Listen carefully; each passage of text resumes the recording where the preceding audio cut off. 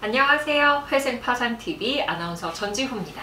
안녕하세요. 김영룡 법무사입니다. 법무사님, 오늘은 제가 개인 회생할 때 좀 네네. 관련된 질문을 좀 드려볼까 해요. 네네. 많은 분들이 좀 걱정하시는 게 개인 회생을 할 때 내가 직장을 옮길 수도 있잖아요. 그렇죠. 근데 네. 직장을 옮기다 보면 뭐 소득도 그렇고 이제 변화되는 것들이 많다 보니까 혹시 문제가 생기진 않을지 걱정하시더라고요. 네네네. 그런 부분들도 많이 걱정을 하시고 질문들 주세요. 이 문제는 개인회생 절차를 쭉 보면 세 단계로 좀 구별을 해서 볼 필요가 있거든요. 개인회생 신청하시기 전에 직장이 바뀌신 경우 네. 있을 수 있고요. 개인회생을 신청하시기는 했는데 아직 결정을 받기 전이에요. 이 단계에서 이직이 되시는 경우가 있을 수 있고요. 인가결정까지 다 잘 받았어요. 이제 안심해도 되겠죠? 근데 그 후에 또 이직이 되시는 경우도 생길 수 있거든요. 네네. 예, 이렇게 세 단계로 좀 구별해서 이해를 하시면 좋거든요. 아, 이 경우에 따라서 생기는 문제들이 좀 다른가요? 네, 달라요. 그렇다면 처음에 말씀하셨던 이 개인 회생을 신청하기 전에 만약에 네. 내가 회사를 옮겼다 이런 경우에는 어떤 문제가 생기나요?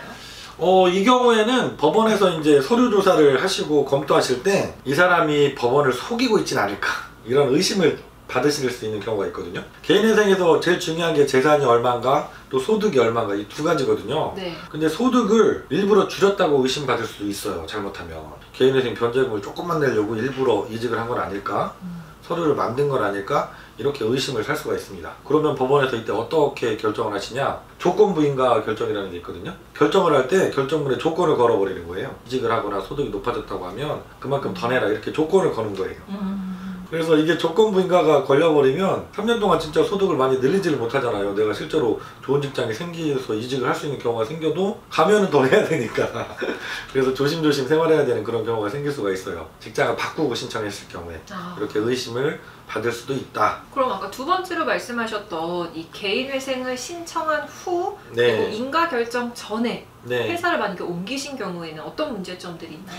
이거는 뭐 사실 뭐 큰 문제는 아닌데 절차상에서 좀 번거롭죠. 아, 소명을 해야 네, 되나요? 소명을 해야 되니까. 내가 처음에 신청할 때하고 직장이 바뀌어서 소득이 달라지거나 하면 법원에 새로운 자료를 제출해야 되거든요. 그래서 변제 계약안도 거기에 따라서 다 바뀌고 해야 되기 때문에 좀 번거로우세요. 게다가 이제 내가 급여가 많이 올라간 직장으로 이직을 하셨다. 그러면 처음에 이제 생각했던 것보다 그만큼 더 내야 되니까 이걸 이직을 해야 되나 말아야 되나 고민이 되는 상황이 올 수도 있습니다. 이것 때문에 뭐 절차가 잘못되고 이런 일은 없으니까요. 예, 크게 걱정을 하지 마시고, 다만 내가 법원에 보고를 안 하고 그냥 넘어가도 되지 않을까 이렇게 생각하실 수도 있어요. 저도 그게 좀 예. 궁금했어요.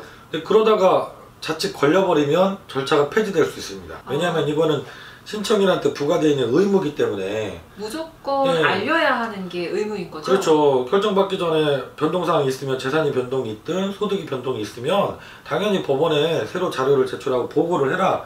이게 신청인의 의무인데 이걸 이행하지 않은 거죠. 내가 예를 들어 직장이 급여가 뭐 50만 원 올랐는데 그거를 덜 내기 위해서 보고를 안 하고 가만히 있었어요. 그러다가 채권자가 혹시 알고 법원에 이의신청을 했어요. 그랬다가 걸리게 되면 이게 폐지 사유가 될 수 있습니다. 근데 만약에 채무자 입장에서는 정말로 몰라서 그랬을 경우에도 그러면 그때서 바꿔주면 법원에서 뭐 폐지까지 시키지는 않을 수 있죠. 그럼 지금이라도 바꿔라. 그래서 그 바뀐 걸로 우리가 소득을 올려서 변제금을 올려서 다시 결정을 해주겠다. 그렇게 하실 수 있죠. 근데 사실 채무자 입장에서는 모르고 그냥 넘어갔거나 소명을 안 했어도 법원에서는 그걸 인정을 안 해줄 수도 있으니까 그렇죠. 꼭 아는 게 중요하겠어요. 그렇죠. 그렇죠.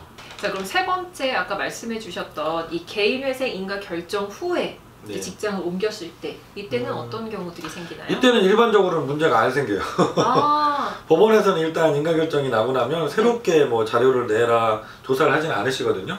그래서 이직이 돼서 조금 급여가 변동이 있더라도 그냥 원래 정해진 인가결정 당시에 정해진 그 변제금만 꼬박꼬박 잘 내시면 문제없이 면책결정까지 가시는 경우들이 대부분이긴 해요. 그래요? 예. 근데 만약에 소득이 좀 많이 늘어난 경우에는 네, 많이 늘어난 경우에 이 경우에도 혹시 법원에서 먼저 조사하지는 않으시니까 법원이 알고 먼저 뭐 변경안을 제출하지는 않으시는데 혹시 채권자가 알고 급여가 직장이 바뀌었네, 급여가 되게 많이 올랐네, 그래서 변경안을 제출할 수가 있어요.